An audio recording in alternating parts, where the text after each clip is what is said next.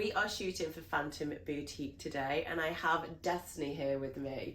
Now, me and Destiny have followed each other on social media for a while, and she's really inspired me with some of her posts, which is why I reached out to her to get her to come and shoot for us. Now, Destiny's been doing some amazing work for charity. So these two charities are really, really close to your heart. Do you want to tell everybody why they're so close to your heart and why I'm so inspired by yourself as well? So in June 2020, just after my 28th birthday, I was diagnosed with stage 2B cervical cancer, which required me to have both chemotherapy and radiation for 3 months.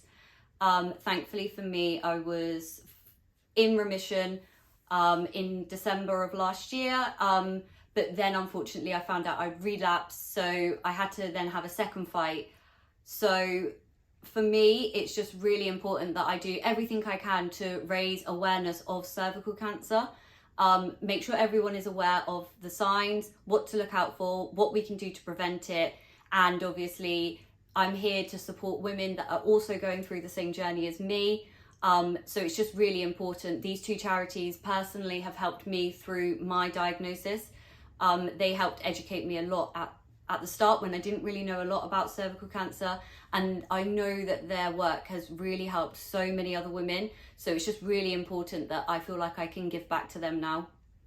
That's just amazing, and it's fascinating. I don't even know where to begin about the emotions and feelings that you must have gone through finding out such news at such a young age. You're the same age as me, we've lived completely different lives. It's madness, and everything that you're doing is just so amazing. So where do you even begin? How do you feel when you're told such news? I think for me, the first diagnosis was hard. I think it was more a shock. I never thought at the age of 28 I'd be diagnosed with any sort of cancer, let alone cervical cancer, because it's always drummed into you that this is something that happens to slightly older ladies. And all my smears were up to date, and I'd never had any abnormal cells or anything like that. So for me, it came as a massive shock. When I found out I relapsed, because the second time there was not really that many options for me, hearing words like palliative care, hearing words like end of life, really, really scared me. I don't think anyone ever wants to hear them words, but I'm only 29, and I asked the question to my consultant, will I be here for my 30th birthday? And she said probably not. So to hear them words, it makes you instantly think, oh my God, my life is on a countdown now, and it makes you appreciate every single day. And it just makes me more aware of what I'm here to do. I'm here to help as many other women as possible. So if I can use my social media platform to help raise awareness, support other women who are going through the same, then I know that I've done a good job. You're doing such an amazing job as well. From watching your social media, you've said so many different things that I had no idea are little signs that we just think are just everyday normal things for women, which is the worrying thing. So it's so what sort of symptoms are you looking out for? Should women look out for to get checked? When do they know when they should go and get checked up on? Sure. So the 4 main signs to look out for of cervical cancer is any abnormal bleeding. So that could be bleeding in between your periods or bleeding after the menopause, bleeding after sex, pain during and after sex also, and then general pelvic pain also, and then also vaginal discharge. So if any of these are not normal for you, if they're abnormal, then that's when you need to go and get it checked out. I think especially younger women, we quite often put down any abnormal bleeding or anything like that down to sort of hormones. You might have changed your contraception, you might be particularly stressed that day or that week, and I think it's just really important to keep a log of these events, and obviously go and see a GP as soon as you can and just get checked out. If you can catch it early, it can really prevent you from having to go through really horrific treatment in the long run. So it's really important that we know the signs and symptoms of what to look out for, and we go and get help as soon as we can.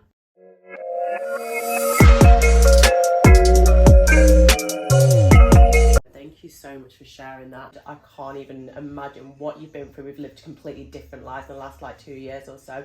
So what were the signs? Like how did you first know and how did you first find out? So for me, I started noticing that I was having some abnormal bleeding in between my periods, which was unusual for me. And then it started progressing into some bleeding, only a small bit, but bleeding after sex, which yet again, I'd been with the same partner for a while. It was really unusual for me. However, my GP reassured me that it was just hormonal. It was probably stress. It was nothing to worry about. I was too young to even be considered for cervical cancer. And actually then my symptoms got worse over the months, and the last month in particular, so I had bleeding for about 4 months, and in the last month I started having some unusual discharge and also pelvic pain. So by that point I'd sort of ticked all 4 boxes, so the 4 symptoms to look out for cervical cancer, I was kind of ticking all them boxes. So for me, by that point, I kind of knew that it was something a bit more serious. Because of my age, they weren't concerned it was cancer, but they wanted to test me for other things as well. So went through all the usual STI tests and everything like that, just to rule out anything else. And it was actually just me going to A&E in the end to get answers. And that's when they found that I'd actually got cancer. So for me, it was just more that putting together all the pieces in the end of the symptoms all together was what prompted me to go and get checked. I mean, I couldn't even begin to understand where you go through that. Like, what do you even think and feel like being told that you have cancer at such a young age? So the first time I was diagnosed, which was when I just turned 28, the first thing I thought of was, oh my God, I'm going to need chemo and I'm going to lose my hair. To me, that was such a big deal for me. And to other people, they might not see it as a huge deal, but I've taken such a long time to grow my hair, and you do have amazing hair. So it was such a upsetting thing. And then the next question obviously is, am I going to die? As soon as they sort of said, no, you're not going to, we're going to cure you. But then the next questions come about fertility. Unfortunately for me, I was never given the chance because I didn't have enough time to freeze any of my eggs. So I'm not ever going to biologically be able to have children. And that's, something that you have to work through over time. So the first sort of diagnosis was hard, but the second time I was diagnosed, so I was only in remission for 6 months. Then I found out I'd relapsed, and I was told that there was very little options for me. And it would be surgery, and if surgery was not successful, then I would be end of life care. And the minute you hear them words, you just think, I'm not even 30 yet. And I asked the question, my 30th is in May. I asked the question and they said, okay, that's 10 months away. I don't know whether you'll be alive for that. And as soon as you hear them words, everything just runs through your head. You start thinking about all them chances that you had that you didn't take before. It was just an absolute surreal moment. And I just remember walking away from that appointment saying to my mum, but I'm not ready to die. I haven't lived all my life yet. So it was really hard, I think, the second time round, because the options were a lot less for me. And it took a lot for me to come to terms with my diagnosis then. So yeah, you do just instantly think, I want to make the most of whatever life I have. So for me, it's now, even though I've had the surgery and it was successful, but you feel like you're sat on a ticking time bomb. You don't know when the next cancer diagnosis is coming. So for me, I just want to make sure I make the most of every single day. I'm trying to raise as much awareness as possible. It's not going to change my outcome, but if I can raise awareness and it changes someone else's outcome, then it kind of makes it worthwhile for me. So that's why I'm trying to raise as much awareness and educate people as well, because there's so many, myths around cervical cancer and the HPV virus. So many people don't really know a lot about it, and it's something that we don't want to talk about to our friends and family. So for me, that's what I'm trying to do, just educate and raise as much awareness as possible. Amazing, that is so good. So the 2 charities that are really close to my heart are the Joe's Trust and the Eve Appeal. So Joe's Trust is a charity that focuses on supporting any ladies that are going through any sort of treatment. So it could just be from fears of having a smear test, it could be having HPV positive test results or full-blown having cervical cancer. They do amazing work in educating, raising awareness, and like I said, they're there to support any woman that has any concerns about any of their smears or results. So they're just a great support that I know that they've helped me a lot, and they try and help connect other women together, so then we feel like we have a community. The second charity is the Eve Appeal. So they focus on trying to research as much as they can into the testing and how we can prevent it. So they keep saying that cervical cancer is the most preventable cancer out there. So we need to keep working with that. It's really important. We know the signs are there. We know what we can do to reduce our risks. And obviously we know that early detection is everything.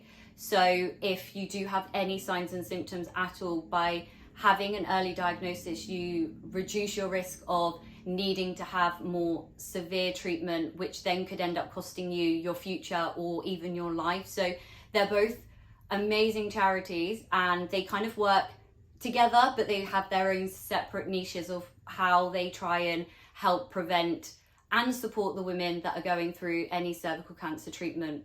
I've been battling cervical cancer for the last 18 months, and both of these charities have been really involved in my care and supporting me, and I just know that they have really helped me come to terms with what I've been going through, and I know that they support so many other women out there and also the family. Thank you so much, Destiny, for everything that you're saying, and just letting women know what signs to look out for, because they are just everyday normal things that women have that we would never expect as something so life-changing. So here at Phantom Boutique, we are going to be donating both of Destiny's charities, and we are going to be giving a percentage of every single sale that goes through to both charities. So at the checkout, there's a tip box where you can add a donation of any amount of money that you'd like that goes fully to Destiny's chosen charities. Thank you so much. They're all going to be so much appreciated. So are you ready to shoot for Phantom Boutique? I am so ready to shoot. Let's get you in some outfits.